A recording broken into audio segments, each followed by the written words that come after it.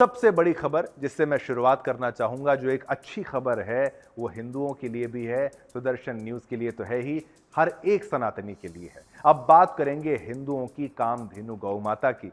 एक तरफ धर्म से अधर्म की ओर बढ़ चुके जिहादियों ने जहां गौ माता को केवल एक जानवर ही समझ रखा था और उसके लिए गौ माता का अर्थ केवल मीट ही है, मांस ही है, तो वहीं दूसरी ओर महाराष्ट्र सरकार ने हिंदुओं के हक में एक ऐसा फैसला सुना दिया है जिससे जिहादियों को अब मिर्ची लग सकती है। महाराष्ट्र विधानसभा चुनाव से पहले एकनाथ शिंदे सरकार ने एक बड़ा फैसला किया। सरकार ने गाय को राज्य माता का दर्जा दे दिया है। ये आप सभी को मैं बधाई देता हूं इस बात की। सभी सनातनी कितने खुश हैं इस बात का अंदाजा आप मेरी बात से लगा सकते हैं। आपको बता दूं, जानकारी दे देते हैं खबर के बारे में। महायुति की सरकार ने इसको लेकर घोषणा की है, राज्य माता का दर्जा गौ माता को दिया है। दरअसल कैबिनेट बैठक में सरकार ने यह फैसला लिया है। चुनाव से पहले शिंदे सरकार का यह बड़ा निर्णय माना जा रहा है। सरकार के मुताबिक वैदिक काल से भारतीय संस्कृति में देशी गाय की स्थिति, मानव आहार में देशी गाय के दूध की उपयोगिता, आयुर्वेद चिकित्सा, पंचगव्य उपचार पद्धति तथा जैविक कृषि प्रणालियों में देशी गाय के गोबर एवं गौमूत्र के महत्वपूर्ण स्थान के बारे में सब जानते हैं और इसी को ध्यान में रखते हुए गायों को अब से राज्य माता, गौ माता घोषित करने की मंजूरी दी गई है।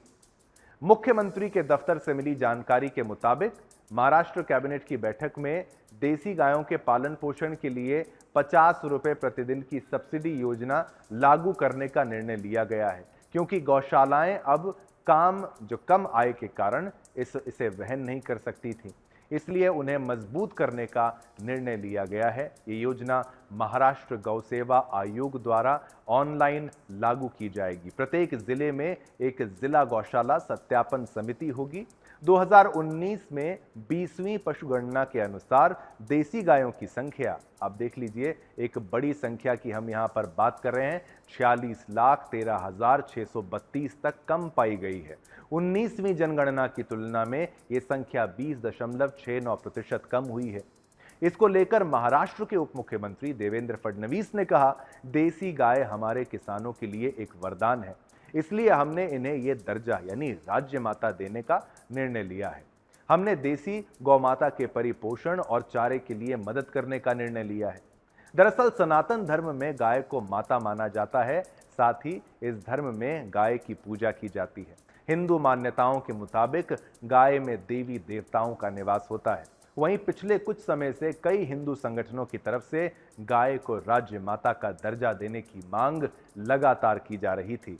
वहीं अब सरकार ने उनकी बात मानते हुए महाराष्ट्र में गाय को राज्य माता का दर्जा देने का ऐलान कर दिया। गाय को राज्य माता का दर्जा देने वाला उत्तर प्रदेश देश में दूसरा राज्य बन गया है। भारत में गाय को राज्य माता या राष्ट्र माता घोषित करने वाला पहला राज्य उत्तराखंड है। उत्तराखंड विधानसभा ने 19 सितंबर 2018 को इस संबंध में एक संकल्प पारित किया, जिसमें गाय को राष्ट्र माता का दर्जा देने की मांग की गई थी। यह संकल्प सर्वसम्मति से पारित हुआ और इसे केंद्र सरकार को भेजा गया। अब महाराष्ट्र की शिंदे सरकार की कैबिनेट ने राजमाता का दर्जा दे दिया है। देखिए, खबर हमने आपको बताई, अब ग्राफिक्स का प्रयोग करेंगे। ग्राफिक्स के जरिए भी आपको बहुत कुछ समझाने का प्रयास करेंगे कि हमारे लिए क्या है गाय का महत्व। मैया ऐसे ही नहीं कहा जाता, गौ माता ऐसे ही नहीं कहा जाता। हिंदू धर्म में गाय को गौ माता कहा जाता है, गाय नहीं कहा जाता। पशु नहीं है ये, केवल जीवनदायिनी और पवित्र मानी जाती है गौ माता। इसे देवी लक्ष्मी का स्वरूप माना जाता है। ये इनकी इज्जत है, ये मान्यता है गौ माता की। गायों को वेदों और पुराणों में विशेष स्थान मिलता है। जो ग्रंथ हैं हमारे पवित्र, उसमें वर्णन है। इसे धर्म, कृषि और समाज का आधार माना गया है।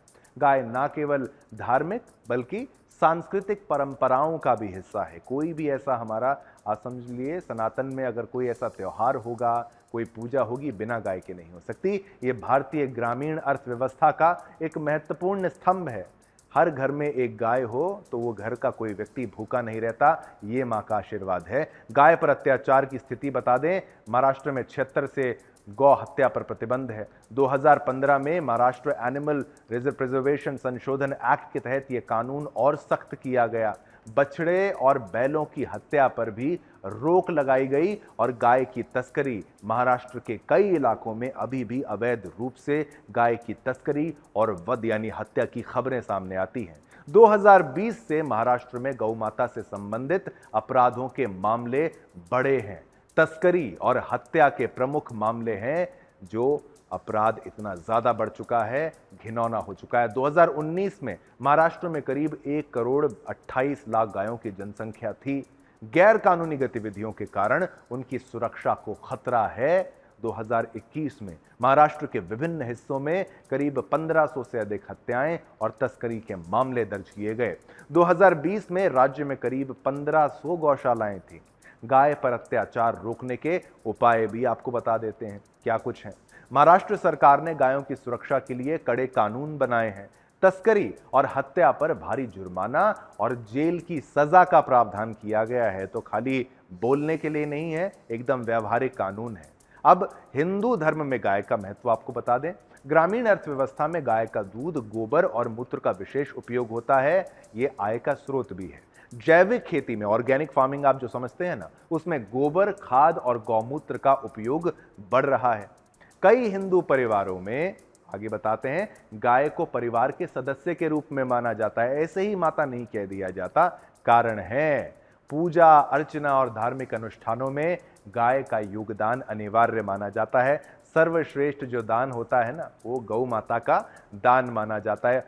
जीवन से लेकर मृत्यु तक एक बच्चा, मैं आपको कहूं, जब पैदा होता है तो उसको अगर उसकी मां ना भी हो तो गाय का दूध ऐसा दूध है जिसको उसको सीधा पिलाया जा सकता है। वहां से शुरुआत होती है और अंतकाल तक जब व्यक्ति परलोक भी सिधार जाता है, धरती छोड़ भी देता है, तो भी कहा जाता है सर्वश्रेष्ठ जो दान होता है वो गौ दान होता है। मान्यता ये है कि अगर आप गौ दान कर लें तो आपका स्वर्गवास का जो रास्ता है वो इतना सीधा हो जाता है, उसमें कोई कष्ट नहीं होते, सभी पाप आपके माफ कर दिए जाते हैं। तो गौ माता को तो हम प्रणाम करते ही हैं। सुदर्शन न्यूज में गौ माता की मूर्त को रख के उसको पूजा भी जाता है, चरणों में पुष्प भी अर्पित किए जाते हैं।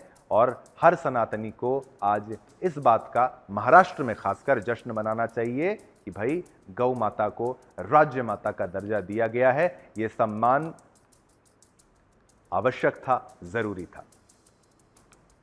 तो देखिए, अत्याचारों की स्थिति भी आपको दिखा रहे हैं, ग्राफिक्स के माध्यम से समझा रहे हैं। आज सनातनियों की जीत हुई है और गौ माता की जीत हुई है। सभी को बहुत बहुत बधाई हम दे रहे हैं और महाराष्ट्र सरकार को भी धन्यवाद करते हैं कि एक बढ़िया फैसला, एक अच्छा फैसला जो है वो लिया गया था। अब सब इसको इज्जत से देखें। मैं तो कहता हूं पूरे देश में हर जगह गौ माता को राज्य माता का दर्जा मिल जाना चाहिए। इसी पर हमने आपसे पोल के माध्यम से प्रश्न पूछा, क्योंकि सुदर्शन न्यूज पर ऐसा नहीं होता कि भाई केवल हम खबर बता दें और बात वहां पर खत्म हो जाए। खबर बताने के बाद आपकी राय भी हम लेते हैं। अब आपकी राय क्या है? हिंदुओं को करना चाहिए महाराष्ट्र सरकार का धन्यवाद, हाँ या ना में जवाब दिया आपने। 98% लोगों ने कहा हाँ, 2% लोगों ने कहा ना।